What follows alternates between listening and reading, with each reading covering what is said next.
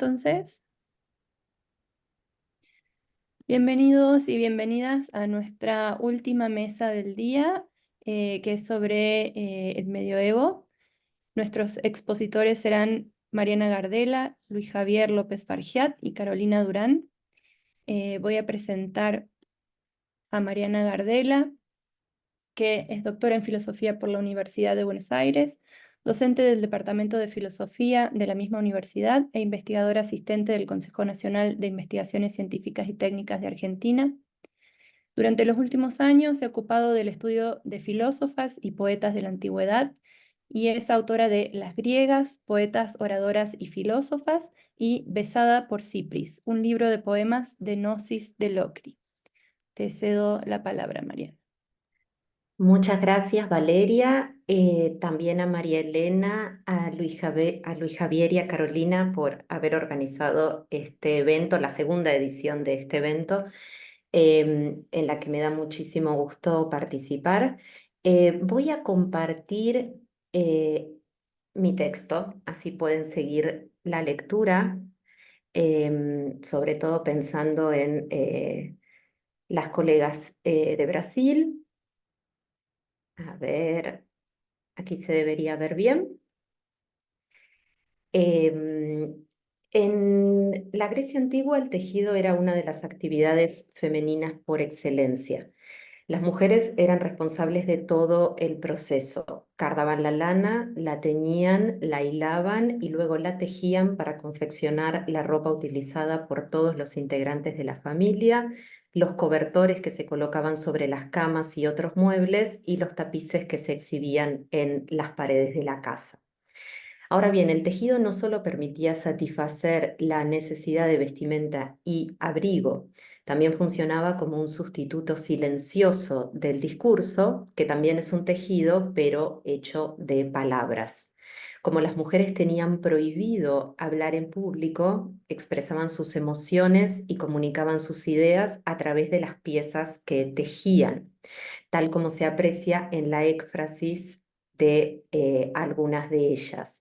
Por ejemplo, en el canto tercero de la Ilíada, vemos que Helena borda sobre un manto púrpura los enfrentamientos entre aqueos y troyanos que ocurren por su culpa. Y de acuerdo con el mito que cuenta Apolodoro, sabemos que Filomela borda sobre un peplo algunas imágenes para contarle a su hermana Procne lo que su esposo Tereo le había hecho. Con esto en mente, en este trabajo me propongo analizar las menciones a una prenda tejida en particular, el manto, gimation en griego, en los testimonios de dos filósofas, Teano de Crotona e Hiparquia de Maronea. Sugeriré que en ambos testimonios el manto es un símbolo del valor que el tejido tenía para las mujeres como medio de expresión. Por este motivo, cuando se corre, no solo deja ver el cuerpo, sino que también permite escuchar la palabra de las filósofas, lo que hace que éstas ocupen un lugar diferente del que tradicionalmente estaba reservado a las mujeres. Empecemos por Téano. Téano de Crotona fue discípula y esposa de Pitágoras. Como muchas otras mujeres, formaba parte de las comunidades pitagóricas que estaban diseminadas en el sur de Italia. Bajo el nombre de Téano conservamos un fragmento de un tratado titulado Sobre la Piedad, 8 cartas escritas en época helenística y algunas anécdotas, Hreiai en griego. Las anécdotas son historias sobre los dichos o acciones de personajes conocidos que se expresan de manera concisa y transmiten consejos útiles. Junto con las gnomai, las sentencias, cumplían un rol importante en la educación de varones y mujeres y eran una expresión de la moral popular griega. Cito la anécdota de Téano que me interesa analizar. Cuando se puso el manto, Téano dejó ver su brazo. Alguien le dijo, hermoso brazo, y ella respondió, pero no es público. Es necesario que ni el brazo ni la palabra de la mujer moderada se muestren en público y que sienta pudor de su voz como de desnudarse y que la preserve de los extraños, pues en esta se ve la emoción, el carácter y la disposición de la que habla. La fuente de esta anécdota es Preceptos conyugales, una obra en la que Plutarco le da consejos a Poliano y su esposa Eurídice acerca del comportamiento que deben llevar en el matrimonio. Se debe recordar que la vestimenta de las mujeres griegas consistía por lo general en una túnica que se ceñía en la cintura y un manto. Como pueden apreciar en las figuras que aparecen aquí, había dos tipos de túnica: peplos y gitón. El peplos era una túnica sin mangas que dejaba ver los brazos, como se puede ver en la primera figura. El gitón era una túnica con mangas que llegaban hasta los codos, hecha de dos grandes rectángulos de lino cosidos a ambos lados y sujetos con broches, como se puede ver en la figura número 2. Se cree que hacia finales del siglo VI, antes de nuestra era, el gitón había reemplazado el peplos y se había transformado en la vestimenta femenina típica. Sobre el gitón, las mujeres llevaban un manto, tal como se puede ver en la figura 3, que se recogía sobre un hombro, que se apoyaba sobre un hombro, perdón, y se recogía del lado opuesto, cubriendo buena parte del torso. En público, las mujeres solían utilizar el gimation sobre la cabeza como si fuera un velo para ocultarse de la mirada masculina. Teniendo esto en cuenta, es posible que Téano llevara un gitón y que al colocarse el manto para no ser vista por el que estaba cerca suyo, una manga se levantara y dejara ver su brazo. El comentario del extraño que se acerca a ella puede ser considerado un piropo, aunque tradicionalmente aceptado como una forma de galantería amable que busca exaltar las cualidades positivas de las mujeres. El piropo es una valoración estética no requerida y no recíproca que transforma los cuerpos femeninos en un objeto sobre el cual otros creen tener derecho a opinar. Cuando el extraño le dice a Téano que su brazo es hermoso, ella responde: U democios, no es público. ¿Qué quiere decir esto? A partir del comentario que hace Plutarco, en el testimonio que leí hace un rato, se ha pensado que la actitud de Téano refleja el comportamiento de una buena esposa. Ni el cuerpo ni la voz de la mujer son públicos porque pertenecen a su marido, que es el único que puede mirarla y escucharla. Sin embargo, es necesario distinguir la actitud de Téano de la valoración que hace Plutarco. Plutarco idealiza a las mujeres del pasado y ve en la pitagórica un modelo de conducta para la educación de las mujeres de su tiempo, como queda claro en el pasaje que está citado entre paréntesis. Por esta razón, sugiere que, como ella, ninguna mujer virtuosa debería mostrar su cuerpo ni dejar oír su voz. Sin embargo, la actitud y las palabras de Téano contradicen la opinión de Plutarco, ya que muestran que una mujer virtuosa es precisamente aquella que puede hablar en público y contestar cuando es necesario hacerlo, como se expresa también en otra de las sentencias de Téano, que voy simplemente a mencionar: de lo que es conveniente hablar es vergonzoso callar, y de lo que es vergonzoso hablar es mejor callar. También es virtuosa la mujer que puede decidir ante quiénes mostrar su cuerpo. Al responder que su brazo no es público, Téano parece defender que su cuerpo no es un bien común a disposición de cualquiera. No niega que su brazo sea hermoso o que pueda mostrarlo en público o en privado a quien lo desee, sino que pone en cuestión el pretendido derecho a mirar del extraño que la interpela. Continúo ahora con Hiparquia, de quien se ha hablado muchísimo en la mesa anterior. Hiparquia fue una filósofa cínica, esposa de Crates de Tebas. A lo que dijeron, me gustaría agregar que fue la autora de 3 escritos que lamentablemente se perdieron: Hipótesis filosóficas, Epiqueremas y Preguntas para Teodoro. Aunque las fuentes antiguas se interesan especialmente por su modo de vida extravagante, es posible que su fama dependiera también del valor filosófico de estas obras que no conservamos. A continuación aparece el testimonio de Diógenes Laercio, que yo creo que podría no leer, ya que Juliana lo ha leído anteriormente. y ha hablado también del sofisma con el que Hiparquia refuta a Teodoro. Como Juliana dijo, creo que la expresión era un silogismo gracioso, ¿no? Cuya premisa mayor establece que si Teodoro realiza una acción y esa acción no es considerada injusta, entonces en caso de que Hiparquia realice la misma acción, esta tampoco debería ser juzgada como injusta.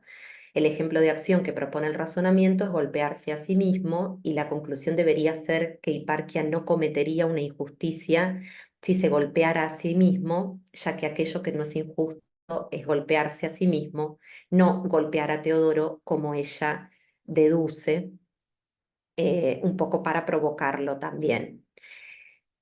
Aunque se trata de un sofisma, Teodoro no es capaz de responder, se acerca a Hiparquia y le levanta el manto. En el testimonio de Diógenes Laercio se utiliza el término himation. Como he señalado, este término refiere usualmente al manto que se apoyaba sobre un hombro y se recogía del lado opuesto, cubriendo la túnica. Sin embargo, en este contexto, himation debería ser considerado un sinónimo de tribon, que es ese manto fino y raído, doblado en dos, con que los cínicos se cubrían el cuerpo. Hiparquia no usaba túnica, ninguno de los cínicos lo hacía, simplemente utilizaban este manto, tribon, de modo que cuando Teodoro levanta el manto de Hiparquia, deja su cuerpo al desnudo ante la vista de todos los comensales que participaban del banquete en casa de Lisímaco. Según Diógenes Laercio, Hiparquia no reacciona como lo hubiera hecho cualquier otra mujer en su lugar, sino que, siguiendo uno de los principales valores de la ética cínica, se muestra indiferente. La pregunta que le hace Teodoro, ¿acaso es ella la que ha dejado la rueca junto al telar? Repite textualmente el verso 1236 que Ágave pronuncia en Bacantes. En pleno delirio báquico, Ágave descuartiza a su hijo Penteo y le entrega la cabeza a Cadmo, diciéndole que ha dejado la lanzadera en el telar, perdón, es la lanzadera, no la rueca, para dedicarse a una tarea más importante, que es cazar bestias con sus propias manos. Al repetir el verso de la tragedia de Eurípides, Teodoro compara a Hiparquia con Ágave y sugiere que renunciar al telar es una elección inspirada en la locura que puede llevar a las mujeres a cometer acciones terribles. La decisión de Hiparquia de abandonar el telar se apoya en la igualdad entre varones y mujeres que defienden los cínicos. Encontramos el primer testimonio de esta posición en Antístenes. Este se opone a la visión tradicional según la cual la sofrosyne, la moderación, es la virtud femenina por excelencia, cuando afirma que la misma virtud es propia del varón y de la mujer.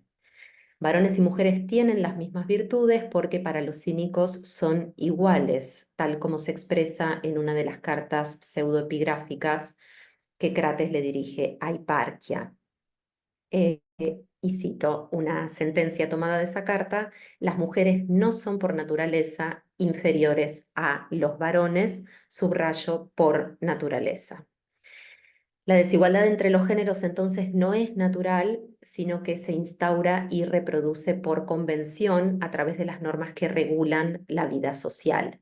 Es la sociedad la que cría y educa a mujeres débiles al ordenarles la reclusión en el hogar y la sumisión al marido. Por este motivo, en consonancia con los preceptos de la ética cínica, es preciso que las mujeres retornen a la naturaleza para poder recuperar la fortaleza que les es propia y que han perdido por vivir en sociedad. La igualdad entre varones y mujeres se expresa en el matrimonio de perros, la quinogamía de Crates e Hiparquia, que es un antimatrimonio en realidad, que propone una nueva ética sexual inspirada en el comportamiento de los perros y con base en prácticas que fortalecen la autarquía, como mencionaba Leonardo hace un momento. La decisión de Hiparquia de abandonar el telar tiene una doble implicancia. La primera es bastante evidente. Ella misma dice que ha abandonado el telar para ocuparse de su propia educación. Hay que tener en cuenta aquí que esta educación no debe identificarse con la paideia tradicional que los cínicos critican, sino con la práctica de la filosofía tal como los cínicos la entienden. La segunda implicancia de la decisión de Hiparquia es menos evidente que la primera y puede apreciarse si se tiene en cuenta el valor que el tejido tenía para las mujeres. Al abandonar el telar, Hiparquia no solo cuestiona el mandato que impedía a las mujeres educarse, sino también aquel que les exigía guardar silencio y las empujaba a utilizar el tejido como un modo de expresión alternativo a la palabra. Al rechazar el telar, Hiparquia defiende la práctica de la parresía, que como explicó Juliana, consiste, y debería decir ahora, no solo consiste en el uso libre, franco y abierto de la palabra. Aunque la parresía era un derecho de los ciudadanos atenienses, los cínicos se apropian de esta práctica y la transforman en una suerte de activismo discursivo para hablantes que, como las mujeres, no podían expresarse en público.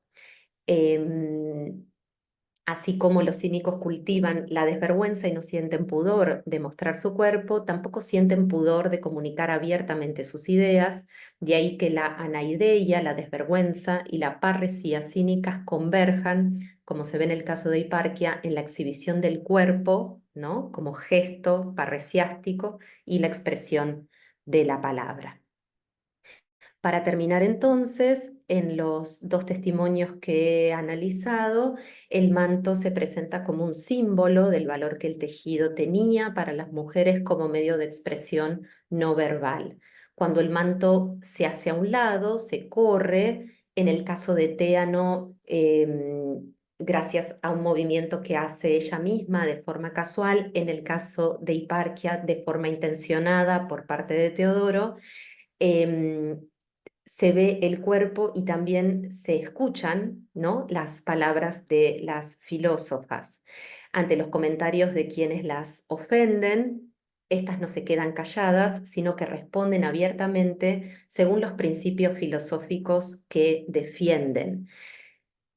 La actitud de Tea no es coherente con la moderación, la sofrosine que enseñaba Pitágoras y que consistía, entre otras cosas, en saber cuándo es necesario callar y cuándo es necesario hablar.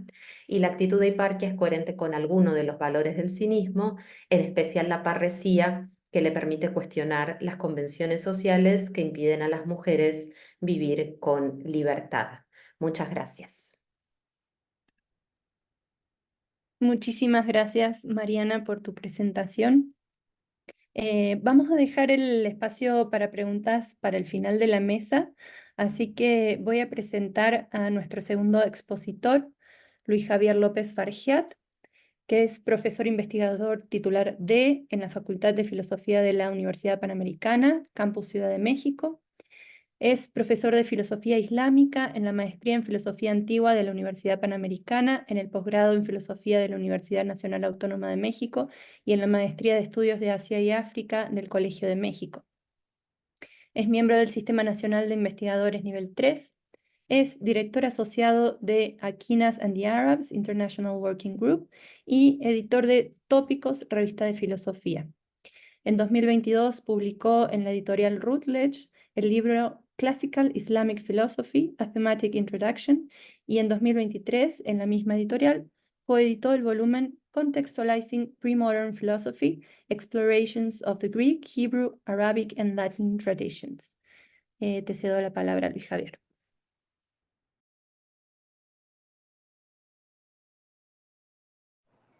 Ay, estás muteado, Pío. No te escuchas. Tienes el micrófono apagado. Sí, perdón, es que no me dejaba activarlo. Muchas gracias, Valeria. Es para mí un honor compartir mesa con Mariana y con Caro. Y pues le agradezco a María Elena, a Valeria y a Caro, es un privilegio trabajar con colegas como ellas.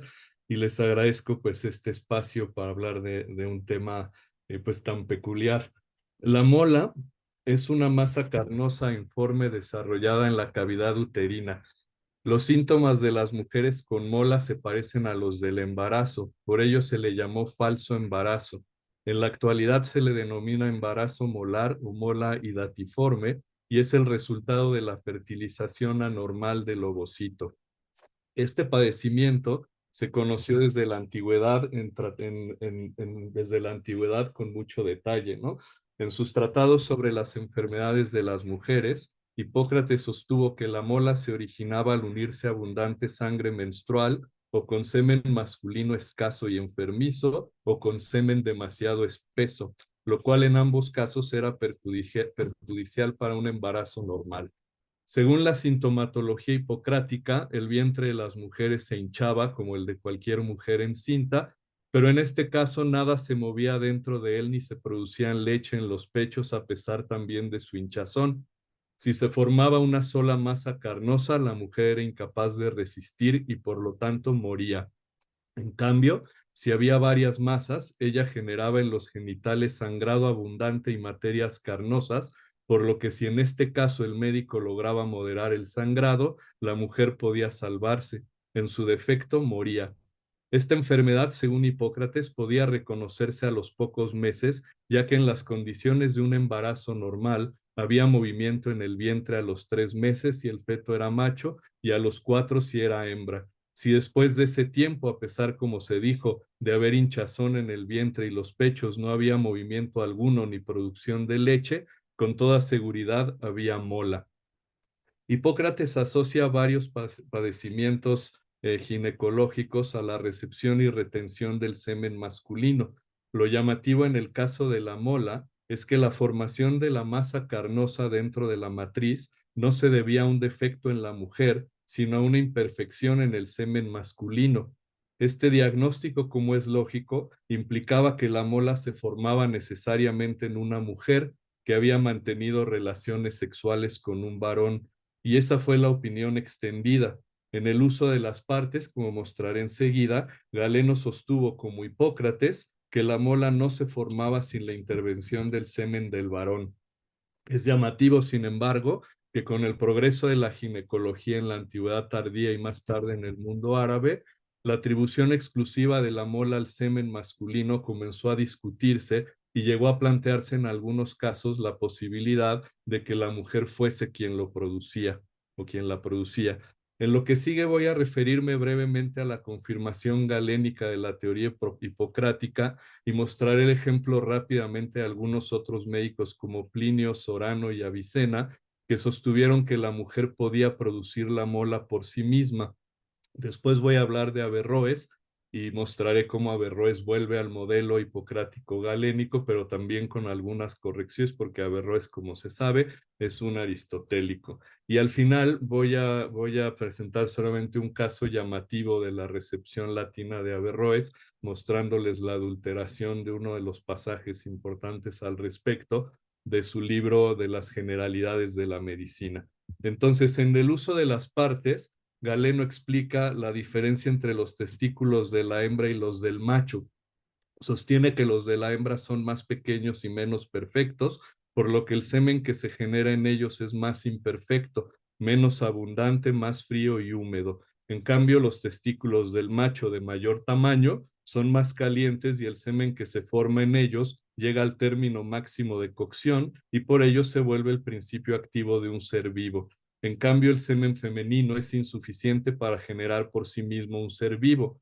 Unas líneas adelante se afirma que quienes creen que el semen femenino es fecundo por sí mismo hacen que dos principios de movimiento se enfrenten entre sí, puesto que aunque el semen femenino tuviese el principio de movimiento en grado perfecto, posee el mismo movimiento que el del macho, y por lo tanto es necesario que se mezcle con él y en lo sucesivo actuar como si fuesen un único semen. En otras palabras, ambos tipos de semen necesitan mezclarse y formar un único movimiento natural. De no ser necesaria la mezcla, nada haría imposible que la hembra depositara su semen en sí misma y llevara a buen término el proceso de gestación. Y eso, explica Galeno, no suele suceder.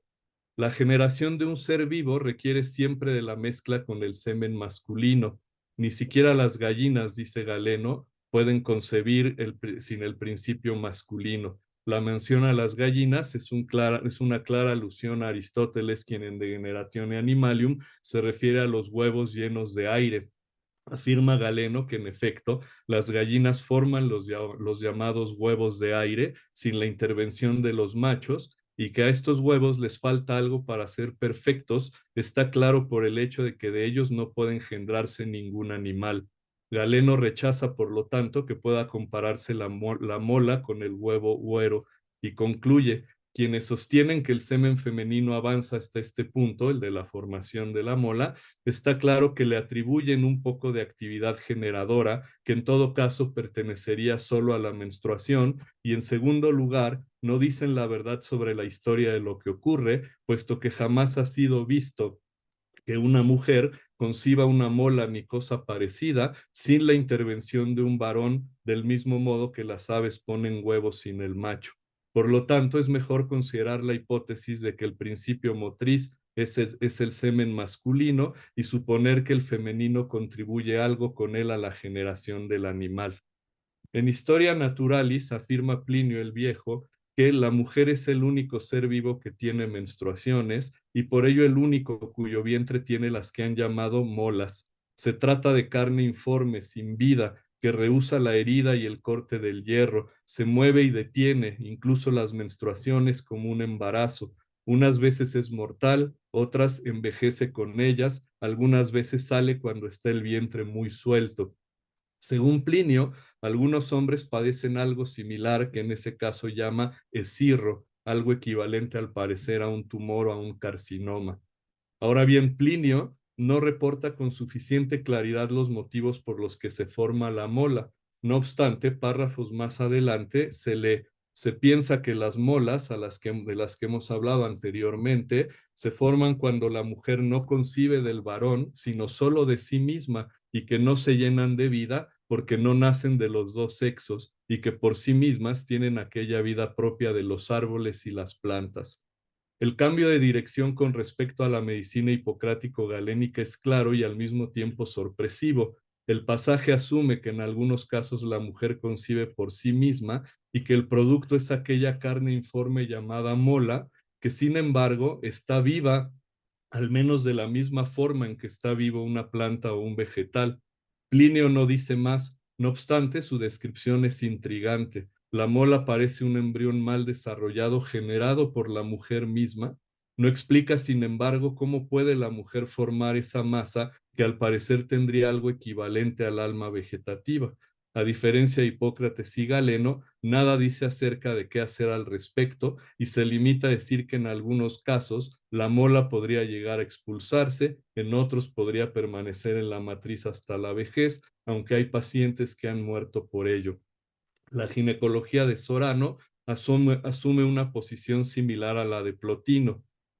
Ahí solo voy a leer el pasaje y no diré más. La llamada mola es un endurecimiento del útero que surge debido a una inflamación procedente o a veces debido a una úlcera, a partir de la cual se ha formado un exceso de carne. Al principio tiene la apariencia de un embarazo, perdona ahí la errata, la menstruación cesa, los pechos se hinchan, el estómago se ve afectado, hay dolor en la región lumbar, hinchazón en el abdomen, pero en la medida en la que pasa el tiempo, los dolores punzantes siguen sin que haya movimiento en el vientre. Avicena conoció en detalle las tensiones y desacuerdos entre la biología aristotélica y la medicina galénica. Tanto en el canon de medicina como en el libro de los animales, Avicena trata en varios casos de superar dichas tensiones, postulando soluciones intermedias o en algunos casos planteando otras alternativas. En cierto modo, Avicena adoptó las innovaciones galénicas, sobre todo en anatomía y fisiología, pero las reinterpretó en un marco aristotélico. Podría decirse, de hecho, que Avicena reformuló la biología aristotélica a partir de las modificaciones anatómicas y fisiológicas que introdujo Galeno en la investigación médica.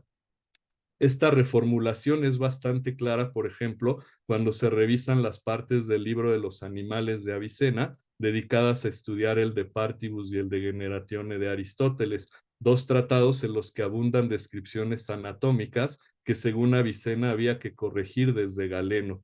Lo interesante es que con todo y las innovaciones galénicas, Avicena se mantiene fiel a la teoría aristotélica. Una de las cuestiones en las que se manifiestan los desacuerdos entre Aristóteles y Galeno es la del papel del macho y la hembra en la reproducción sexual. Trato brevemente esta cuestión con la intención de poner en contexto la discusión del problema de la mola. Según la teoría aristotélica de la reproducción difundida en tiempos de Avicena, la mujer aportaba la materia mientras que el hombre aportaba la forma. Aunque en la actualidad esa interpretación es debatible, en ese entonces eso significaba que el papel de la hembra en la reproducción era pasivo, mientras que el papel del macho era activo. El macho transmitía la forma, que desempeñaba un papel activo en la formación del embrión.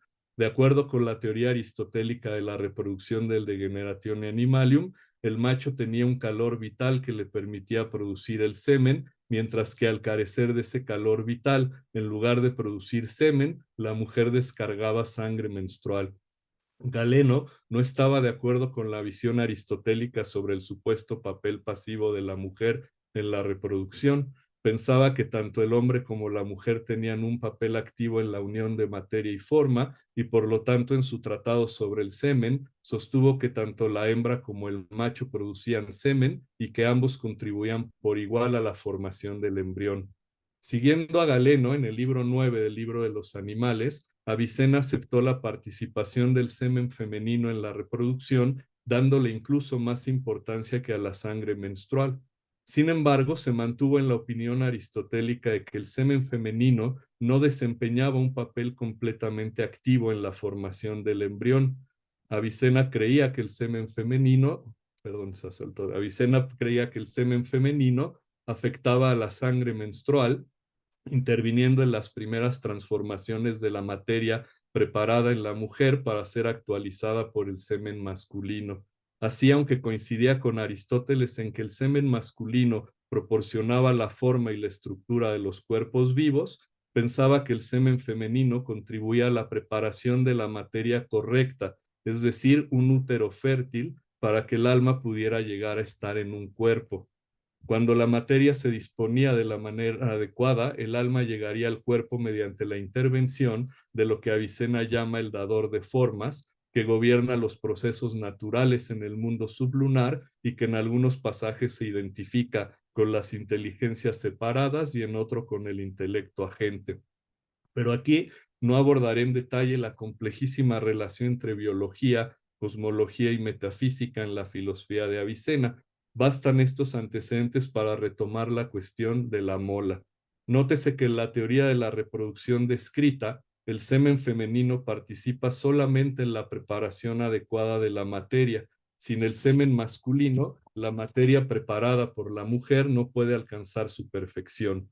Un ejemplo de dicha falta de perfección sería, como se lee en el pasaje ahí proyectado, el de los huevos güeros y también, como ven, Avicena incluye los huevos de pez. Ahora bien, sucede, según Avicena, que la mujer puede emitir semen por sí misma a consecuencia de otras formas de excitación sexual. La emisión de ese semen actúa sobre la sangre menstrual y al no estar presente el semen del varón, entonces se forma una mola. Avicena no descarta que hay casos en los que la causa de la mola es que el semen del varón es defectuoso. No obstante, piensa que cuando las mujeres se excitan, por ejemplo, en las emisiones nocturnas provocadas por sueños eróticos, la emisión de ese semen no actualizado, por decirle de alguna manera, forma la mola, una masa carnosa inservible, puesto que una vez formada no está en potencia de nada. En cambio, genera dificultades en el organismo de la mujer. En el libro de las generalidades de la medicina, Averroes sostiene a favor de Aristóteles y contra Galeno y Avicena que el semen femenino no interviene en la reproducción. Averroes recurre a dos tipos de prueba, una empírica, es decir, la observación directa, y otra, una demostración. En lo que respecta a la primera, sostiene Averroes que al aprender que, según Aristóteles, algunas mujeres se embarazaban sin haber emitido semen, se dio a la tarea de investigar si realmente era ese el caso y pudo comprobar que sí. Pregunté a algunas mujeres, cito, acerca de esto y también me lo dijeron así, es decir, que con frecuencia quedaban embarazadas sin experimentar placer. Por tanto, se puede decir que si el semen de la mujer tuviera la misma acción que el semen del hombre, la mujer quedaría embarazada por sí misma sin necesidad del varón. La generación del embrión y de sus primeros órganos parece provenir, como según Averroes han sostenido algunos, de la mezcla del semen femenino y masculino. No obstante, Averroes retoma un conocido problema. Es cierto que en la reproducción se requiere la intervención de un principio femenino y uno masculino, pero habría que definir en qué consiste la intervención de cada uno de ellos. No es posible, contra Galeno, que realicen una acción de la misma especie. Siendo evidente que la mujer tiene influencia en la reproducción, es necesario que su papel sea distinto al del hombre y que sus acciones converjan en un solo fin, que es la formación del embrión. Cada uno de ellos dará a este embrión una parte de su ser y las partes de una cosa son dos, materia y forma.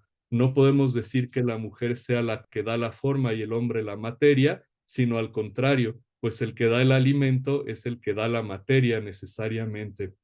Aristóteles opina que el varón es el que da la forma y la hembra la que da la materia.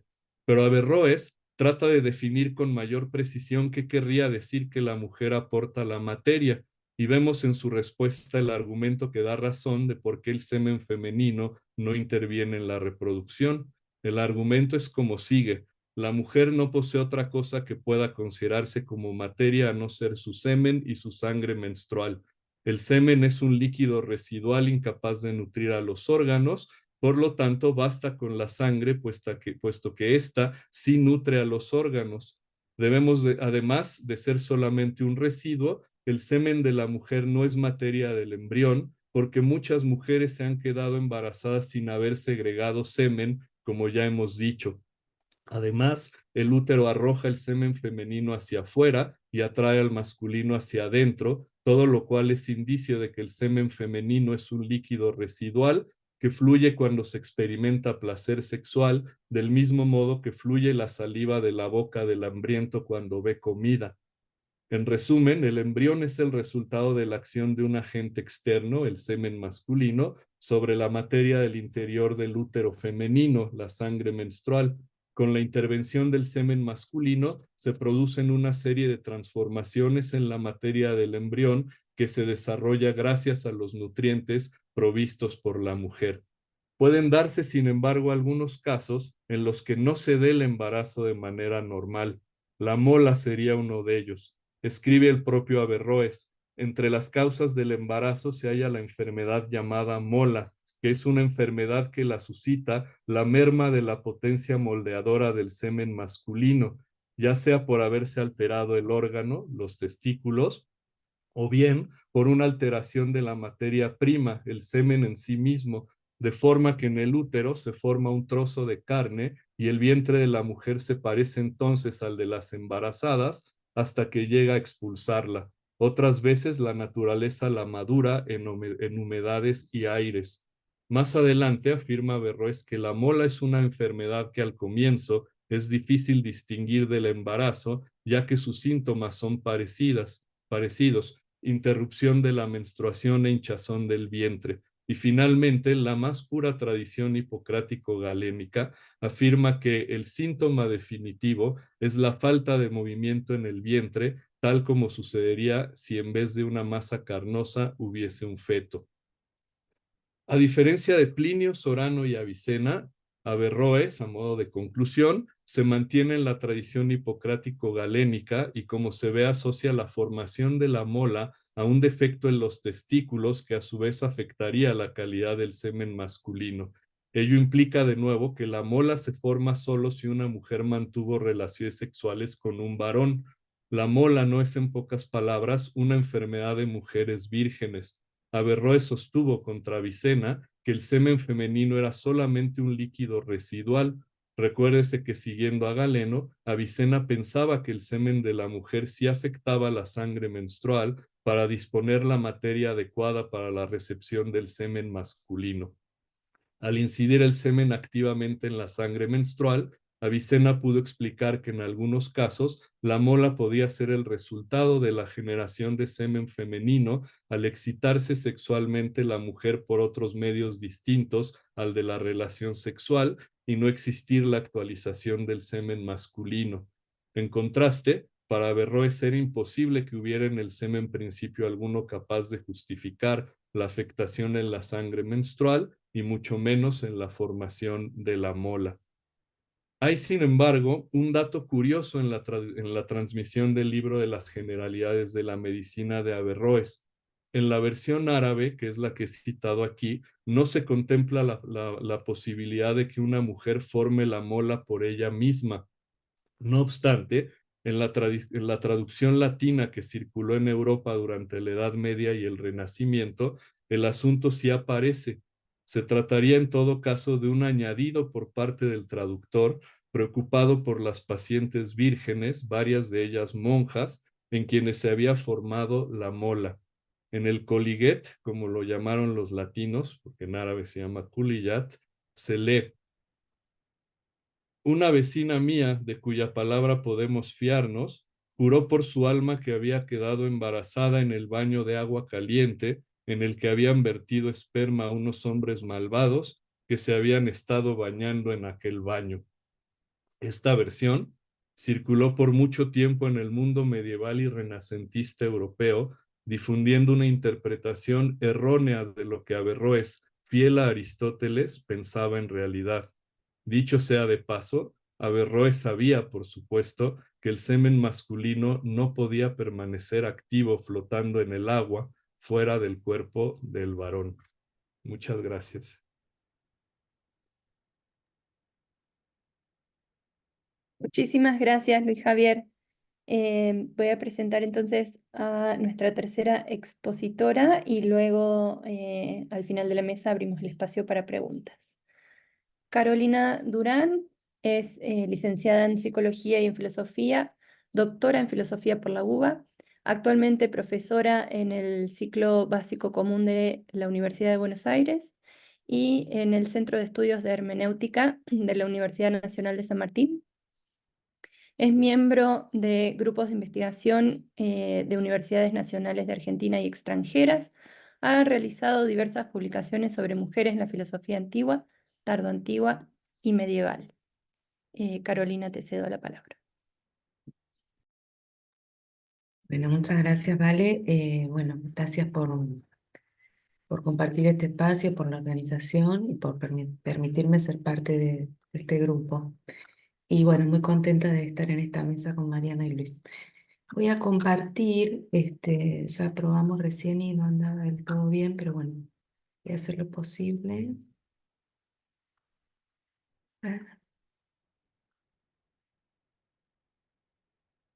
Espérenme, al final, aquí para el inicio.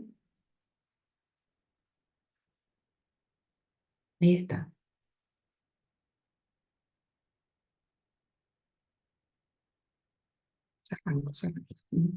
Bueno, voy a hablar sobre Erian, que es una autora del siglo IV, de la que se conserva un texto más o menos extenso, digamos así, que es el relato de un viaje. En el siglo IV y principios del V, los cristianos construyeron en Palestina la Tierra Santa, un mapa que representa más que una figuración de significados geográficos y culturales, una idea que no existía con anterioridad. Esa idea se formó con una rica variedad de lugares, creencias, acciones y textos basados en la noción de que el paisaje proporcionaba evidencia de verdades bíblicas. Es un proceso tanto teórico como físico que generó una cartografía espiritual. Una de las obras claves de esta construcción fue realizada por una peregrina que viajó a los lugares santos con fines espirituales. Esa obra de esa peregrina es el único testimonio conservado escrito por una mujer de este género, ¿no es cierto? Que es el Itinerarium, el relato de los viajes de Igeria a través de Palestina, Egipto y Asia Menor. Egeria relató sus extensos viajes por los lugares sagrados para proporcionar un mapa textual. Su diario, o carta se le dice también, describe caminos y sitios con la intención de ayudar a su audiencia a visualizarlos. Por eso sus hermanas, que es a quienes se dirige, pudieron viajar espiritualmente recorriendo senderos, viendo los lugares, con la ayuda de la Biblia y las descripciones que otorgaban el mapa textual de Egeria. Entendemos que acá se pueden identificar algunas nociones que han sido objeto de la reflexión filosófica, entendida como un modo de vida en esos momentos, en lo que la experiencia y el deseo tienen un lugar central. También pienso que, en consonancia con cosas que se han planteado ya en estas jornadas, volver a este texto o conocerlo para quien no lo conoce es también una ocasión de ejercer una vigilancia hacia qué tipo de textos y temas, los textos y temas que se consideran canónicos y reflexionar sobre estas categorías que empleamos habitualmente. La forma paradigmática temprana de peregrinación cristiana era el viaje a los lugares celebrados de las Escrituras. La peregrinación cristiana probablemente comenzó en el siglo II. Tenemos el relato sobre un obispo de Sardis, Melitón, que sería el primer obispo que visitó Palestina para ver los sitios de la vida de Cristo. Más tarde tenemos la peregrinación de Helena, la madre de Constantino, en cuyo recorrido se supone que fue descubierta la Vera Cruz. Bueno, ahí tienen algunas ilustraciones. Después está el texto en el año 333 del Peregrino de Burdeos, que es un texto anónimo y que últimamente se han presentado hipótesis de que podría haber sido una mujer también quien lo escribió. Y bueno, la famosa peregrinación de Egeria y la de Paula, que es relatada por Jerónimo. Voy a avanzar un poquito más. Em, Constantino fue el primer emperador en establecer la libertad de culto cristiano en el Imperio Romano con el Edicto de Milán, promulgado en el año 313. A partir de ese entonces, la religión cristiana dejó de ser un culto perseguido. Esperen que avanzo con las Virginas. Por otra parte, en el empleo, acá tenemos unas imágenes del mapa que se conservan de los cursus públicos romanos, que databan de la época de Augusto, pero que se resignifican y se vuelven a emplear en estos viajes de peregrinación cristianos. Cuando los peregrinos escriben los relatos de sus viajes, tienden a seleccionar y organizar los recuerdos de sus experiencias de una manera que refleja su perspectiva subjetiva sobre los lugares que visitan. Las descripciones de los viajes o lugares reflejan el mapeo cognitivo de los autores. Se delinean contornos que representan la intersección del paisaje físico y el paisaje cognitivo de preconcepciones personales y culturales.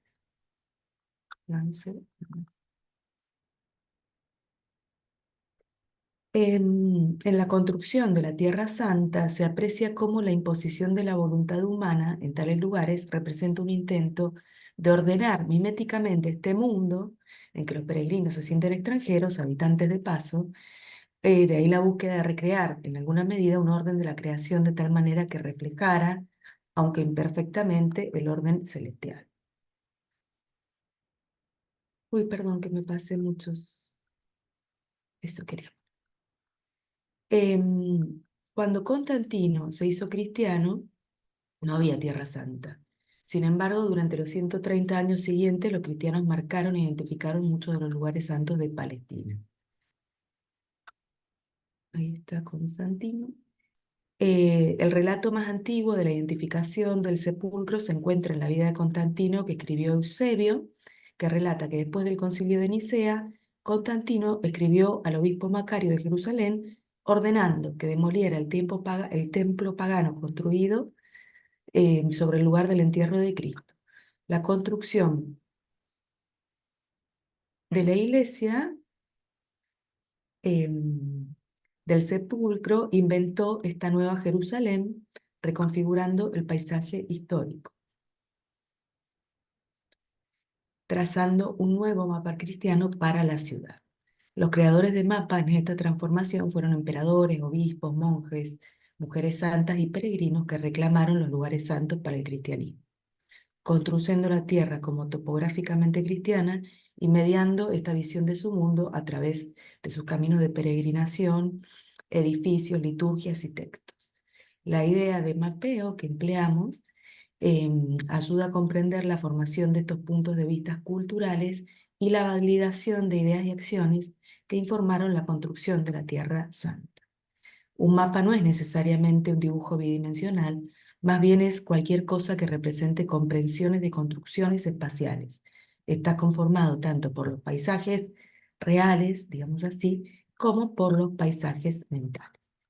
Bueno, ahora, la autora. Digo dos cositas, no me voy a detener mucho para ir al texto. Se discute si era de origen, en general se acepta el origen hispano, pero se ha postulado también un posible origen galo. El texto, el nombre completo es Itinerarium ad Loca Santa, y es un ejemplar único en este sentido, en el que el acceso a la cultura de las mujeres, como sabemos, era en general limitado.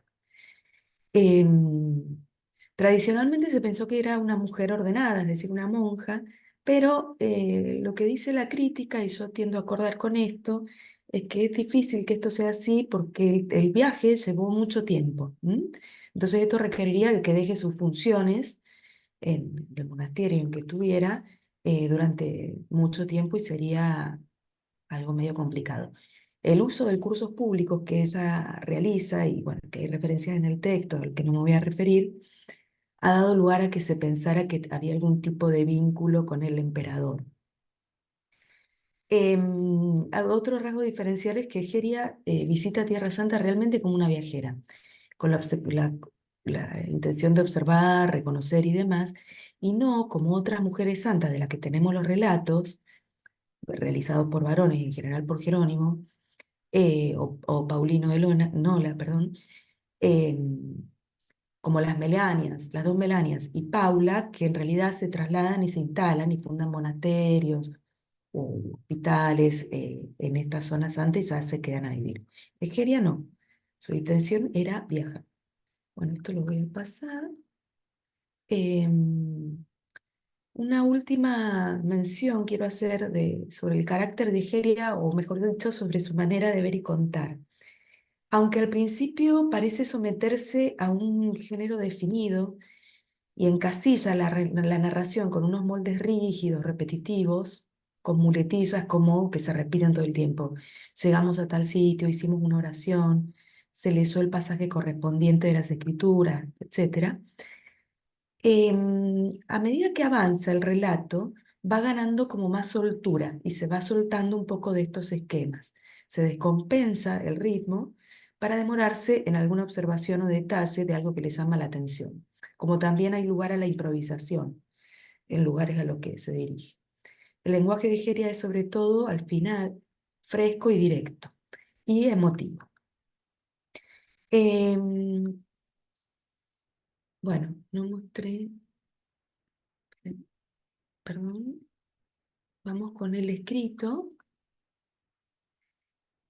El manuscrito fue descubierto, pertenece a un manuscrito del siglo XI que se encontró junto, es un manuscrito que tenía dos partes, unos fragmentos de Hilario de Poitiers y después este manuscrito que tiene el texto de Egeria, que lo encontró San Francesco Gamurini en 1884 y lo publicó en el 77.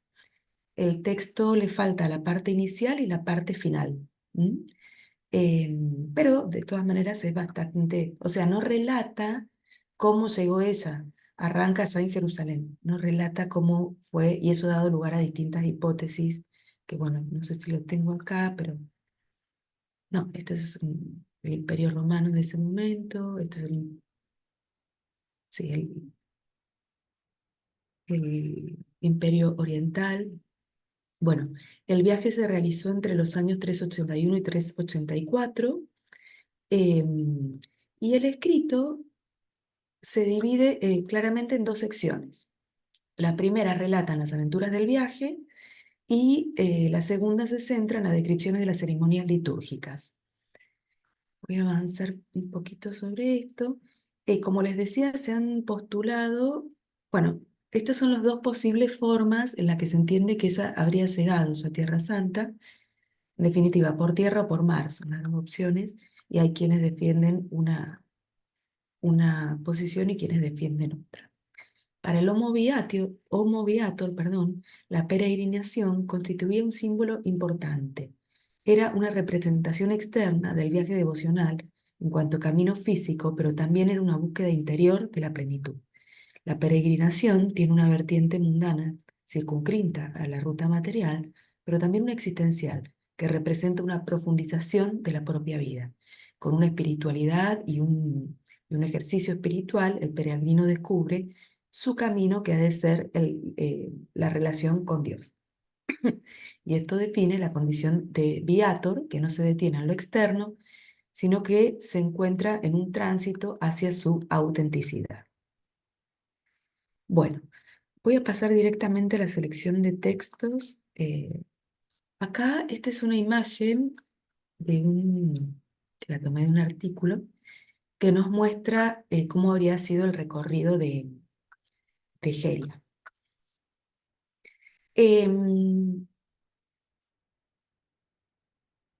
Vamos a examinar algunos breves pasajes, los medios que se emplea para descifrar el lugar sagrado, a través de los cuales los cristianos se apropiaron de esta geografía bíblica histórica de la Tierra Santa, convirtiéndosela en un espacio propio. Bueno, aquí voy a ir poniendo esta imagen para marcar cada una de las partes del viaje. La parte que está en naranja corresponde al primer trayecto que relata del viaje, de acuerdo a cómo se conserva el itinerario, ¿cierto? Comienza con el relato sobre el monte Sinaí. Bueno, finaliza el texto con el regreso a Constantinopla. Antes de ir al Sinaí, se había pasado por Jerusalén, donde permaneció un tiempo, que es la ciudad que funciona en cierto modo como pivote de las operaciones de las distintas excursiones. Bueno, eso es una imagen del Sinaí. En su viaje a Egipto pasa por Alejandría, Tebas y el Mar Rojo, llega al Sinaí, donde subiendo al monte de Dios o la montaña de Moisés, asiste a la liturgia celebrada para los peregrinos, identificada ya desde la peregrinación de Elena. Egeria afirma: llegamos a un lugar donde las montañas entre las que avanzábamos se abrieron y mostraron un valle sin fin, enorme, totalmente llano y muy bello. Hasta ahí la cita. Las palabras de Egeria adquieren mucha fuerza para reflejar plenamente su impresión del valle. En otros lugares de los primeros 5 capítulos, enfatiza la inmensidad del valle. Relata que llega al Sinaí acompañado por unos guías, esto se repite varias veces en el texto, que le explican que es costumbre orar cuando se ve por primera vez el monte de Dios. Y en realidad sí, a cada lugar santo que van visitando. Es muy expresiva, describe la montaña como la más alta de cualquiera que yo haya visto en mi vida. Y esa experiencia de elevarse, de elevarse por tan alta la montaña, la hace resignificar experiencias previas. Todo esto produce gran admiración y dice que no se puede explicar sin la gracia de Dios. Bueno, alrededor del año 300, voy a avanzar la filmina, en esta zona unos monjes sostuvieron que habían encontrado la zarza ardiente en este monte. Y esa zarza ardiente, según la tradición, se encontraba en el monasterio de Santa Catalina, del cual tengo una ilustración, que era una fortaleza dedicada a Catalina, fundada por Justiniano. La escritura sagrada hace que esta topografía sea significativa. La zarza funciona como uno de esos marcadores turísticos, es decir, el primer contacto del viajero con un sitio no suele ser el sitio en sí, sino uno de los hitos que se identifican en ese sitio. Esta secuencia se repite mientras se atraviesa el paisaje, crea efectivamente un mapa cognitivo. Bueno. La etapa 2 está en violeta, ahí se ve, relata el ascenso al monte Nebo. Leo directamente. Esta es la cita. Así, después de un tiempo y por la voluntad de Dios, sentí nuevamente deseos de ir a Arabia. Esto es al monte Nebo, donde Dios mandó subir a Moisés diciéndole, asciende al monte Arabó, monte Nebo, en tierras de Moab, frente a Jericó, y contempla la tierra de Canaán, que yo doy en posesión a los hijos de Israel, y muere en ese monte donde vas a subir. Así que Dios nuestro, Jesús, que nunca abandona a los que creen en él, también se dignó con eso a hacer este favor a mis deseos. Muy bien, hasta ahí la cita. Entonces, el Monte Nebo es un lugar muy importante. Egeria acá cita un pasat que siempre hay citas bíblicas, acá cita Deuteronomio. Llega a Nebo desde Jerusalén, y se detienen en otra ciudad, bueno, y nombra ahí y las historias de Moisés y demás. También se desviaron para visitar el lugar donde supuestamente Moisés hizo brotar agua de una roca para que beba el pueblo de Israel. Y en la cima de Nebo, Egeria visitó un espacio que representa la tumba de Moisés. Y también relata que ve los lugares desde la cima del monte como los vio Moisés, con Jerusalén al fondo. Con Arabia se refiere a la provincia que había nombrado así Trajano en el año 106, cuando había conquistado esta zona. Y ciertas expresiones repiten los relatos de distintos escenarios que Egeria visita. Si prestamos atención a su descripción de los lugares más significativos, donde da rienda suelta a sus emociones, la ascensión a las montañas puede interpretarse como un viaje espiritual de purificación. En ese sentido aparecen expresiones frecuentes como atravesar el valle, subir al monte, que entiendo que pueden ayudar a sostener la hipótesis de que esos escenarios sagrados equivalían a una iconografía viva de la salvación. Se conjuga el cumplimiento del deseo personal, que Egeria destaca siempre, con que estos viajes, estos lugares se visitan por la voluntad divina o la gracia divina. Egeria se pregunta por diversas cosas en su viaje y muestra una gran avidez de conocer. Me parece que esto en cierto modo lo podemos vincular con una actitud filosófica en el sentido de que tiene una actitud interrogadora, crítica. Llama a los a los que peregrina los lugares de mi deseo o los lugares anhelados. No considera difícil el ascenso al monte Sinaí, no lo considera un trabajo, porque la obediencia de los mandamientos divinos es para ella el cumplimiento mismo del deseo. Bueno, la tercera etapa del viaje visita la tumba de Job y el palacio, la ciudad de Melquisedec y otros lugares, pero quiero pasar al cuarto, que es lo que más me interesa, es este. Y acá me voy a detener en algunos textos más. Esta última etapa es la etapa de regreso. Voy a pasar directamente a los textos por una cuestión de tiempo. Me interesan en particular ciertas secciones que relatan aspectos de su viaje a Edesa.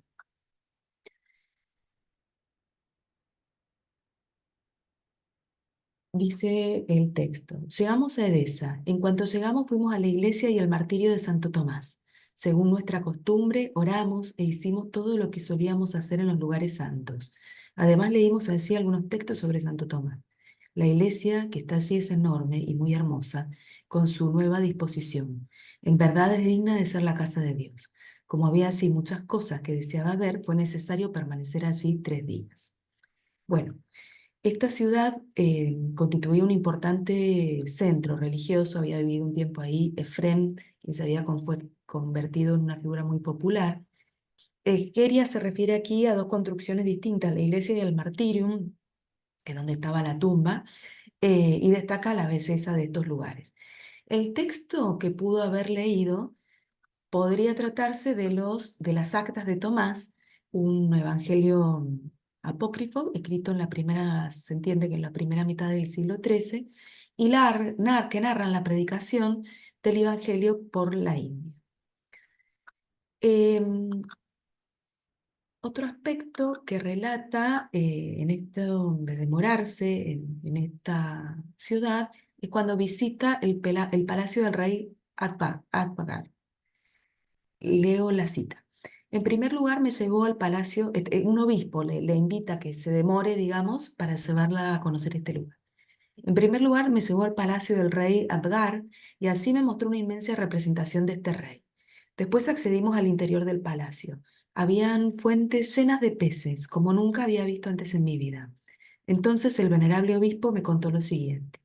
Una vez sucedió, después de escribir el rey Abgar al Señor y que el Señor le respondiera a través del mensajero Ananías, como está escrito en esta epístola, que los persas, pasado algún tiempo, irrumpieron en la ciudad y la sitiaron.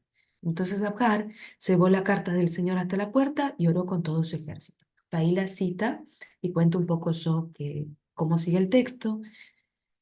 Luego de que lee la carta, se levantan unas oscuras tinieblas que impiden el asedio de los persas. Los persas luego quieren impedirle el suministro de agua de la ciudad y ahí brota, a modo milagroso, este lugar donde ella había contemplado las fuentes con los peces de agua.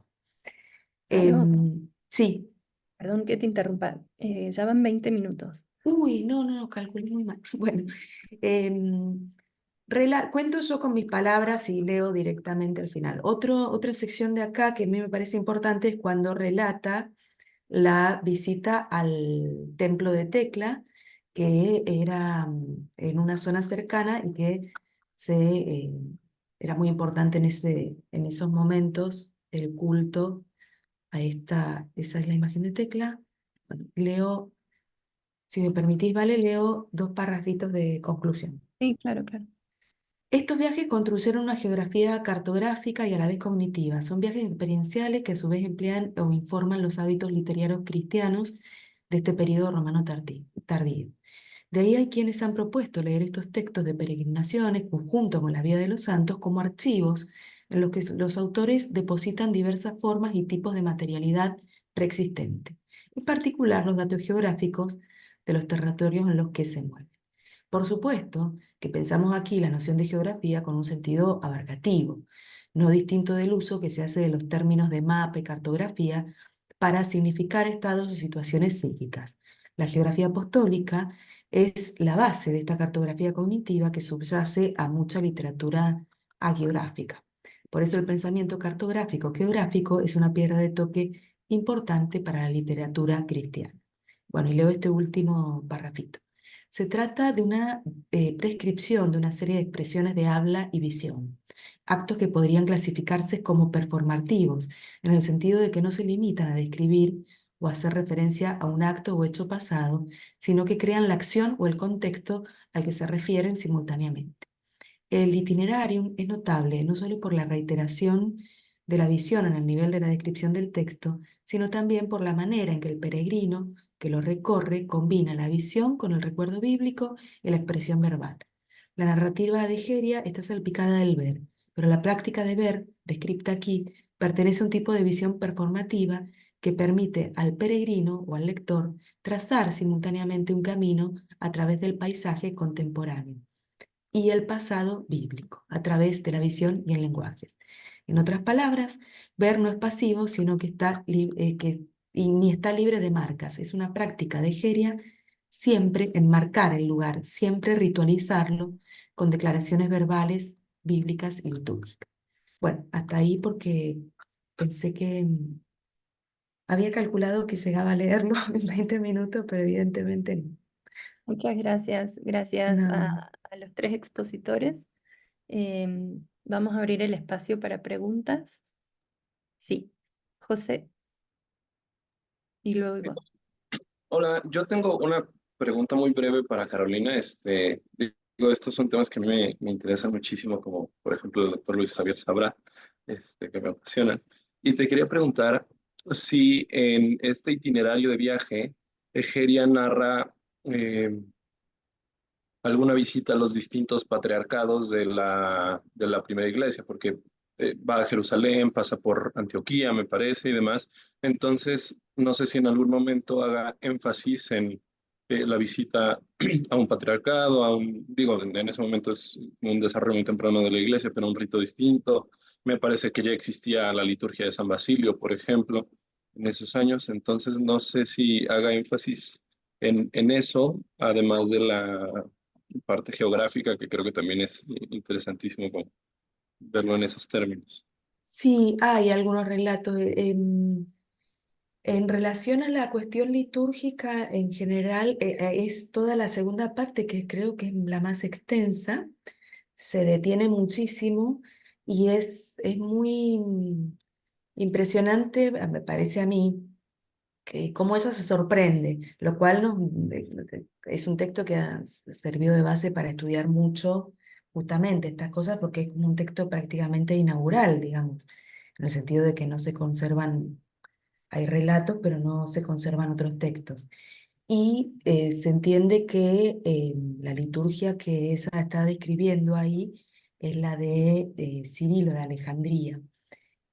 Por lo menos eso es lo que trabaja en general la bibliografía. Em, y en relación a los patriarcas no me acuerdo con exactitud, pero sí, no te puedo decir con exactitud porque no me acuerdo si hay algún pasaje, solo no me detuve en eso. Tengo la idea de haber leído algo más que nada referencias como en algunos textos de la bibliografía que relacionan textos de Gueria con eso, pero no te podría decir que está así. Por ahí Luis me puede ayudar porque lo ha trabajado, pero que esté así directamente relatado en Egeria, no lo recuerdo eso. No sé si más o menos respondo. Sí, no, muchas gracias. Igual, si te pudiera mandar un correo para pedirte bibliografía o platicar de eso, también. Sí, claro. Ahora, yo no sé si escuchaste que Luis escribió un artículo que va a salir publicado el mes que viene, dijo, que escribió sobre Egeria también. Así que igual bibliografía lo que quieras. Gracias. Le cedemos la palabra a Ivonne, que tenía una pregunta. ¿Me escuchan bien? Porque creo que el internet falló un poco. Se escucha. Ok. Mi pregunta va para el doctor López Fargeat, porque a mí siempre me ha llamado la atención mucho cómo Averroes, a pesar de que busca siempre mantenerse muy apegado en general a Aristóteles en todas sus obras, que varíe tanto su visión de como la función que tiene el semen femenino con respecto a Aristóteles.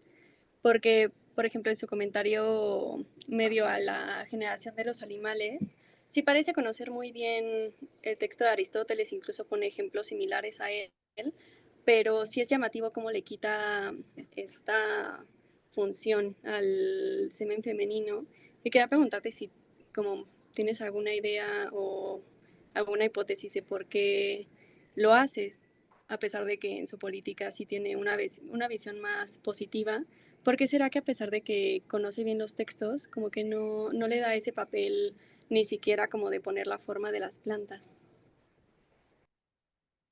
Pero sí le da ese papel, pero no se lo da al semen femenino, se lo da a la sangre menstrual.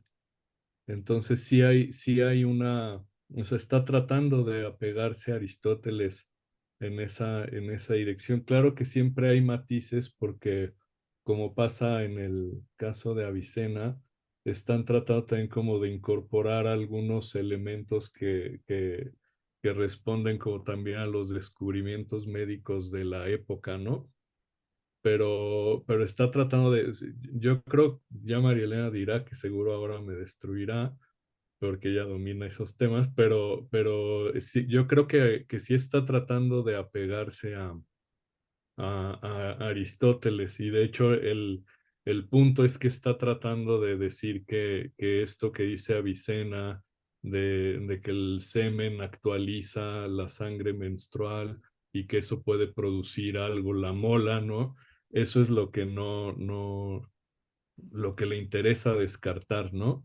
Pero yo creo que en los pasajes que mostraba por ahí sí está defendiendo que hay cierto papel activo, ¿no? De hecho, y ya me dirá, pero porque María Elena quizá todos saben aquí que conoce ese tema y que además tiene, ha preparado un libro muy bueno al respecto. Y yo siempre le he dicho que a mí me parece que la interpretación de Averroes se parece o se acerca ligeramente a la de ella, ¿no? Pero bueno, ya me corregirá. Pero creo que sí se lo da, ¿eh? Pero los matices, Ivonne, siempre responden pues a que tienen el peso pues de que para su época también ya hay un progreso en la medicina, ¿no? Muchas gracias. Catalina. Gracias. Bueno, me ha encantado poder oír las tres ponencias. Muchas gracias a los tres. Y particularmente quería referirme a la ponencia de Ivonne, que me ha llamado muchísimo la atención. Todo esto del manto, no solamente ¿no? Del tejer y del entrelazar. Y quería preguntarte, Ivonne, si has podido revisar. Me interesa mucho como conocer cuál es tu percepción con respecto a los aportes de Aristóteles en Historia Animalium y en Generación de los Animales acerca de ese entrelazar, de ese tejido que en varios momentos o en varios pasajes que yo he podido revisar, hace la comparación de la unión sexual junto con el tejer o el tejido y me parece que ahí hay pues un elemento interesantísimo, teniendo en cuenta también las ponencias del día de ayer, ¿no? Hoy volvemos a resaltar mucho el elemento de la forma y la materia, etcétera. Pensando un poco, de hecho, en los testículos, en el esperma, ¿no? Que él dice que son como las pesas, los testículos en generación de Animalium. Eh, los testículos son como las pesas que sirven para sostener, digamos, los hilos.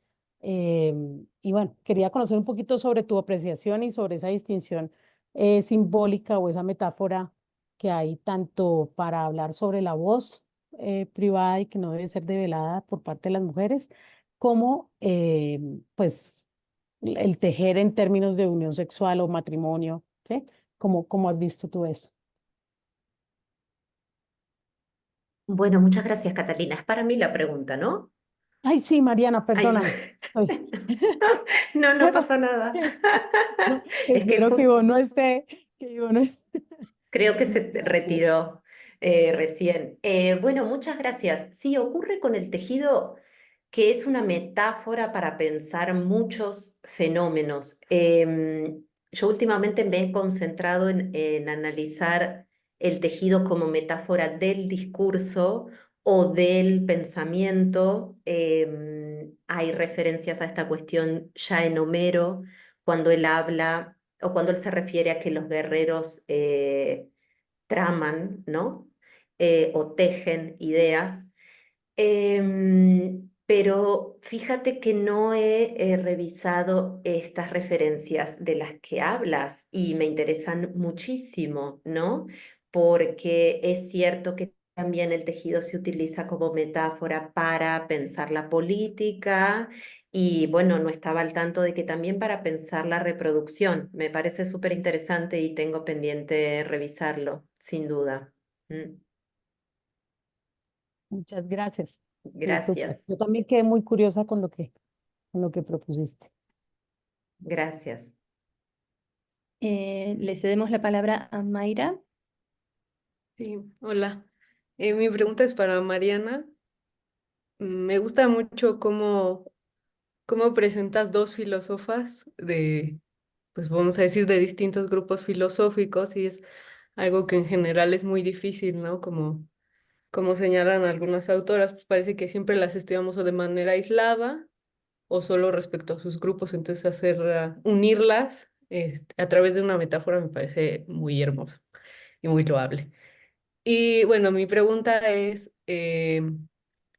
sobre metodológicamente, o sea, ¿tú pensarías que se necesita una perspectiva feminista para estudiar a las filósofas o podemos no tener esa perspectiva, entendiendo que pues feminismos hay muchos? Y lo pregunto porque en ciertos pasajes parece que sí, ¿no? Que sí es necesaria una perspectiva feminista, Por ejemplo, en el pasaje de Plutarco, ¿no? Sobre Tean. Entonces, si uno no tiene una perspectiva feminista, puede irse de la mano de la interpretación de Plutarco y no buscar otros textos que permitan dar una interpretación novedosa como la que presentas. Pero otros casos parece que a lo mejor no es tan necesario tener esa perspectiva feminista, ¿no? Entonces te quería preguntar sobre eso, ¿qué opinas? Bueno, muchas gracias por tu pregunta. Todas tus preguntas siempre me hacen pensar muchísimo. Em, yo creo que se puede abordar este tipo de textos, me refiero a testimonios o fragmentos sobre filósofas, desde una perspectiva, llamémosle, clásica. Eh, pero, como tú sugieres, hay algunos detalles que se pierden si no dudamos un poco sobre el sesgo, ¿no? que presentan estas fuentes que transmiten las ideas de las filósofas, ¿no? Y pasa muy claramente en el testimonio de Plutarco, en el que él, a partir de la anécdota sobre Téano, que además es una anécdota que transmiten varias fuentes, no solo Plutarco, él elabora una reflexión acerca de lo que debería hacer una buena esposa, ¿no? Pero esa reflexión es parte de cómo Plutarco entiende que las mujeres deben comportarse en el matrimonio, no tiene que ver con el modo en que los pitagóricos entendían que las mujeres debían comportarse en el matrimonio, y a mi juicio tampoco tiene mucho que ver con lo que la propia Téano deja ver acerca de lo que ella piensa sobre cómo las mujeres en general y las filósofas en particular deben responder, ¿no? Em, y en el testimonio de Hiparquia, bueno, también es interesante que ahí hay, yo no cité la última frase con la que termina el testimonio, es Diógenes Laercio diciendo que, bueno, se conservan muchas otras anécdotas sobre esta filósofa, ¿no? Es Diógenes jerarquizándola como filósofa. Y en un momento del testimonio que sí cité, él dice que, bueno, a diferencia del modo en que se habrían comportado otras mujeres, Hiparquia actúa distinto, ¿no? Entonces ahí también tenemos una valoración acerca de lo femenino, lo que se espera que las mujeres hagan o no hagan, que es parte de Diógenes Laercio, ¿no?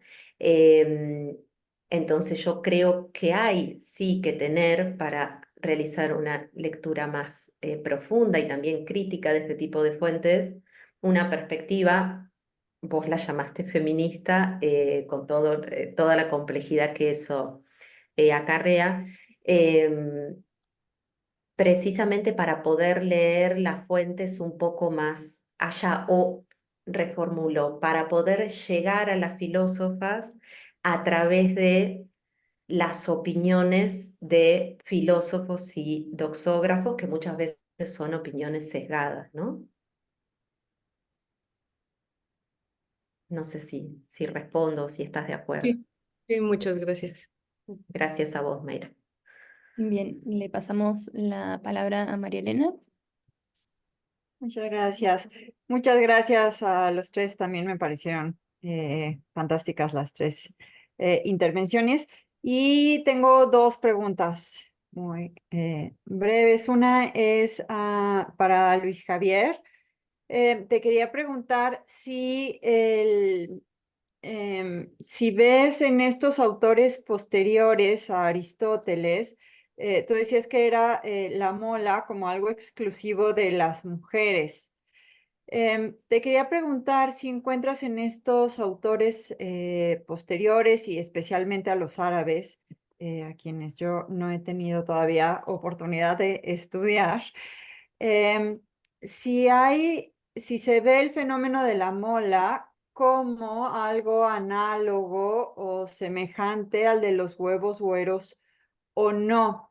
Y esto me parece muy importante ya a estas alturas, bueno, a esas alturas históricas, porque en el caso de la mola se ve como algo negativo, pero en el caso de los huevos güeros me parece que hay una visión en general más bien positiva. Y tenemos el tema de San Agustín, en donde incluso a través de esta capacidad que tienen estos pájaros, digamos, de engendrar solo por el concurso femenino, hay como esta apelación a pensar que la encarnación de Jesús en la Virgen María no es, digamos, algo absolutamente fuera de de lo Claro. normal. Ujú. Entonces, me parece que esto se recoge más con esta visión positiva de los huevos güeros que con la visión de la mola, aunque en realidad es lo que es el fenómeno que se conoce en las mujeres. Entonces, quería ver si hay como algo en el caso de los árabes respecto a este fenómeno.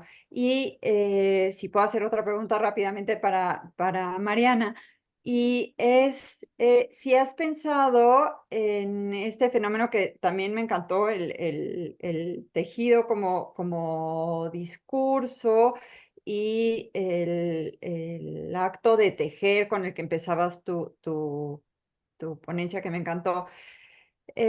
Si lo has pensado en términos masculinos, y pensaba por un lado en el ejemplo, en el Cármides, por ejemplo, en donde empieza el diálogo con estas reflexiones, bueno, no ninguna reflexión, más bien cómo Sócrates está ahí muy inquieto por el manto y por lo que haya debajo del manto de Cármides.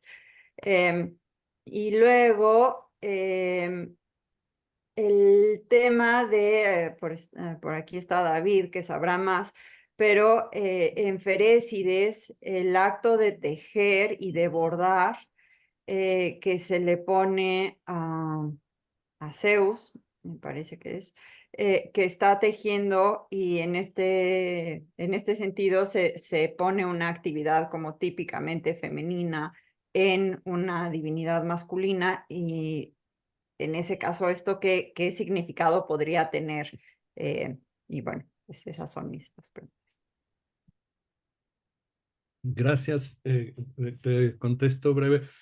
Fíjate que en Averroes no he encontrado, no he trabajado todavía los pasajes donde se refiere a los huevos hueros, que sé que tú también has trabajado eso.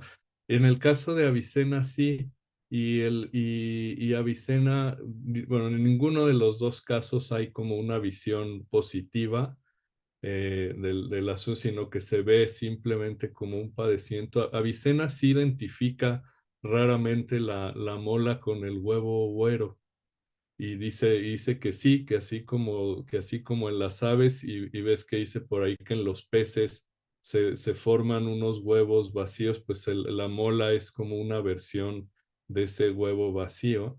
Y aunque dice que parece que es perjudicial, no sé si notaron, yo no hice especial énfasis en eso, pero notaron como también en estos filósofos, pues parece que es algo anormal, pero yo corté la parte introductoria donde entro más en detalle en Hipócrates, que quizá varias de ustedes conocen bien, y tú sobre todo que trabajas eso. Y el caso es muy alarmante, ¿no? Bueno, sí leí el pasaje donde dice, y se mueren por eso, ¿no? Y en el caso de Avicena y Averroes específicamente, sí se ve como una anomalía, pero tampoco es muy alarmante y se lo ven como algo que sucede y que en unos casos, como ven, se pasa con el tiempo o se expulsa. Pero bueno, ya en concreto, sí, Avicena sí lo analoga a los huevos güeros.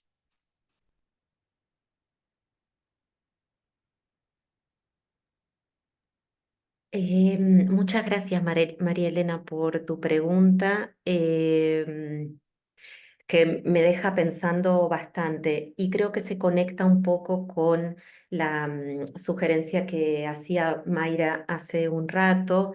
Em, es cierto que hay pasajes en los diálogos platónicos en los que el manto tiene un rol importante Mencionaste el Cármides, recuerdo también el caso del Fedro, ¿no? En el que hay escondidos rollos de papiro debajo del manto.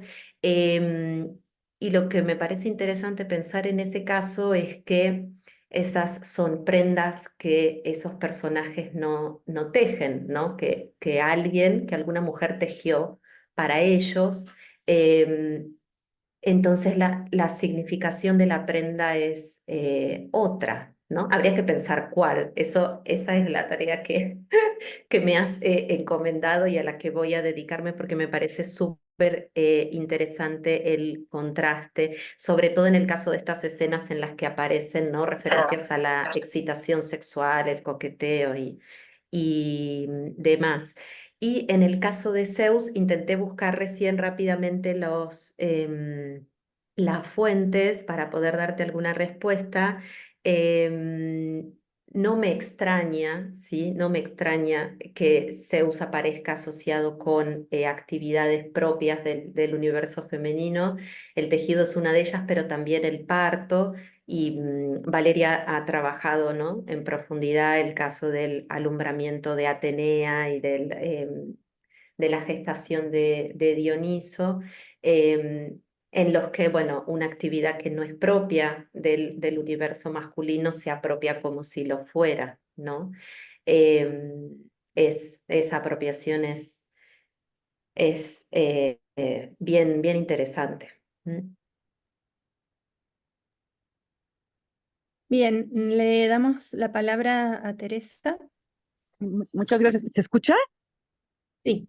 Perfecto, gracias. Rápidamente les puedo plantear una pregunta a cada una. Bueno, para Mariana, a mí me gustaría que nos dijeras si has hecho alguna relación, no nada más con la metáfora de la forma del tejido, sino del fondo en cuanto a contenido. Y yo lo compararía ya no nada más en el caso de Platón con no el Cármides o el Fedro, sino que me iría al político, en donde la actividad bien hecha del político se pone como paradigma precisamente el entrelazamiento, el tejido, y cómo se convierte para Platón al buen tejedor, el que sabe entrelazar, la compara con la del dialéctico, y recordando que pues el dialéctico es ante todo sinónimo del buen filósofo. Luego, para Luis Javier, rapidísimo, le quería plantear si ¿hay alguna equiparación de lo de la formación de la mola pues, con algún diagnóstico médico contemporáneo? Es decir, ¿qué es exactamente? ¿O nada más tenemos referencias pues, de todos los autores que tú mencionaste, y los médicos de la antigüedad? Si se puede atribuir es decir, específicamente a algo. Es decir, yo pensé, por ejemplo, en el embarazo psicológico o en el embarazo ectópico, es decir, o hay algún diagnóstico preciso. Y para Carolina, no sé si valdría la comparación, que se me hizo muy bonito lo que presentaste de, pues el hecho de llevar a cabo una peregrinación, y cómo es un ascenso, no nada más de es decir, un camino, nada más físico, sino también un ascenso hacia lo divino. Y a mí me hizo acordarme mucho del Esquillas de Hildegard von Bingen, cuando habla de pues, sus diferentes visiones, sobre todo de la tercera visión, cuando está comparando la idea de la creación del universo y como una especie de ascenso, y cuando habla es decir, de todo lo que es el monte Sinaí y demás. Nada más, son tres. Muchas gracias. Bueno, comienzo respondiendo, muchas gracias María Teresa. Es cierto, en el político el tejido es una metáfora o funciona como metáfora sumamente relevante para pensar la tarea del político y del dialéctico. También es relevante ahí el pasaje de Lisístrata de Aristófanes, en el que Lisístrata, a través o sea, utilizando la misma metáfora, eh, se refiere a cómo, si mal no recuerdo, los ejércitos deberían comportarse, ¿no? Cómo debería organizarse cada una de las ciudades que están en conflicto. Entonces, me parece que tanto lo que tú dices como lo que ha dicho María Elena sugiere sin duda que el tejido, si bien es una actividad femenina por excelencia y una actividad que ocurre dentro del oikos, Ujú, lo único que ocurre fuera del oikos es el esquilado de la lana de los animales, que no es una tarea de la que se ocupan las mujeres. Una vez que la lana entra al hogar, ya son las mujeres libres o esclavas las que se ocupan de trabajar la lana y luego tejerla. Em, entonces, a pesar de que es una tarea femenina por excelencia, es utilizada como metáfora para pensar actividades que se realizan por fuera del oikos, ¿no? Digo, el uso público de la palabra en el caso de los guerreros homéricos, la actividad del político, la actividad del filósofo, eh, eso es bien interesante. Por eso me parece que también es interesante pensar eh, que no es lo mismo entonces, ¿no? Cuando se utiliza el tejido para pensar qué es lo que debe hacer el dialéctico, que cuando se utiliza el tejido para pensar o expresar qué es o qué no es lo que podría ser una mujer, ¿no? O concuerdo ahí con Mayra, en ese caso me parece que abordar las fuentes de modo diferenciado es lo más conveniente, ¿no? muchas gracias, sí. Gracias a vos. Gracias, Tere. Qué gusto saludarte. Oye, yo no sé mucha ginecología, pero sí es un área además muy, muy delicada y muy difícil. Pero sí decía al principio que en la actualidad hay una cosa que se llama embarazo molar, que le llaman también mola y datiforme. Decía al principio que por lo que estudié, Ujú, sí, es decir, sí tienen algo de razón, sobre todo Hipócrates, ahora que le respondí a María Elena, Hipócrates sí tiene razón en que es peligroso y ujú, que inmediatamente hay que extraerlo, que parece que es una mala formación justo de una mala fecundación y que afecta el desarrollo de la placenta y esto, y entonces se genera un tumor que pues es un embrión mal formado que se puede adherir ahí de una manera muy peligrosa y afectar, pues, como decía, la formación de la placenta, hasta donde puedo explicar yo, ¿no? Con mis conocimientos muy básicos y lecturas muy, muy básicas. Y el diagnóstico es que sí hay que extraerlo pronto, ¿no? A mí me da la impresión de que en algunos casos, por ejemplo, lo que decía de Sorano y eso, algunos de estos médicos de la antigüedad confunden eso como con un tumor, con un tipo de tumor, ¿no? Que no era exactamente, que no era exactamente la mola, ¿no? Por ejemplo, estos dos casos de Plinio de Sorano que dicen que la mujer misma genera ese tipo de masa, yo creo que están pensando en un tumor, creo, ¿no? Es mi sospecha. Y luego los filósofos que sí lo asocian a la presencia del semen masculino, pues creo que ellos sí, Hipócrates, Galeno, bueno, Aristóteles, el mismo Averroes, sí se están dando cuenta que es algo que está asociado al proceso del embarazo, ¿no? ah, muy bien, porque hay mucho por explorar ahí. Muchas gracias, Luis Javier, muchas No, gracias. gracias a ti. Bueno, respondo eso. Muchas gracias por la pregunta y bueno, y la que antes hizo también José. Sí, lo que decís en realidad, en el texto de Egeria es un texto que en general se lo interpreta como, bueno, porque es una característica del texto, como muy concreto, muy apegado a la descripción de los lugares y demás. De hecho, hay algunos autores o autoras, no me acuerdo ahora los nombres, que dicen que comparan ese texto con los relatos que tenemos conservados de Jerónimo o de cómo interpreta Jerónimo los relatos, la experiencia de la peregrinación de Paula, en el que sí habría un significado más simbólico y en nigeriano.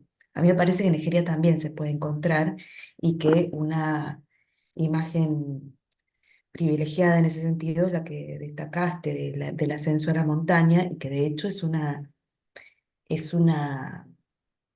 imagen metafórica que se emplea a lo largo en la tradición, que se usa está en Dionisio Areopagita, Ujú, está, y que la toma toda la tradición. Y todas las autoras místicas femeninas, por lo menos las que yo conozco, incluida Hildegarda, y las del siglo XIII, que son las que conozco más, emplean esa imagen del ascenso a la montaña como metáfora del ascenso del alma, y que tiene mucho que ver con esta idea, me parece a mí, del Homo Viator, que bueno, yo le había puesto el título Mulier Beatrix, que como la versión femenina, digamos, de que el hombre está como de tránsito en este mundo y que el verdadero camino es el ascenso que lo lleva a retornar a su origen. Pero sí, a mí me parece que es, en particular, hay muchos motivos geográficos, pero que el de la montaña me parece que es uno sumamente privilegiado, que permite establecer y que se reitera a lo largo de la tradición. Que en Alberto Magno también está, cuando comenta Dionisio, está en un montón de autores. Yo diría que en casi todos. Ay, no, muchas gracias porque eso es importante saberlo. Muchas gracias. No, a vos. Bueno, si no hay más preguntas, creo que podemos dar por finalizada la mesa. Y antes de que se retiren, igual nos gustaría decir unas palabras finales. Em, Luis Javier y María Elena, no sé si tienen algo para que quieran decir antes. No, pues simplemente agradecer a todos y a todas, tanto ponentes como participantes, asistentes, y pues quizá lo que tú tienes preparado va. Ok, va. Bueno, solamente recordar un poco cuál era el propósito de las jornadas, que se trata siempre de fomentar el intercambio entre colegas de la región de Latinoamérica y el Caribe, y sobre todo también para visibilizar la producción que se hace en estas regiones, que es mucha y es muy buena. Entonces, con eso agradecer a quienes asistieron y sobre todo también a quienes contribuyeron con sus trabajos, que hicieron posible este evento. También quisiera agradecer a Gustavo González Pacheco y a María Luisa García, porque sin ellos toda la estructura técnica del evento no hubiera sido posible. Así que muchísimas gracias a los asistentes, a los expositores. Y bueno, y esperamos volver a encontrarnos en la tercera instancia de estas jornadas, que espero que sea pronto también. Muchas gracias. Muchas gracias. Un abrazo. Bueno, Gracias muchas a todos y a gracias. Gracias a todas. todos y a todas. Gracias. Hasta la próxima. Gracias, hasta Gracias. luego. Hasta la próxima.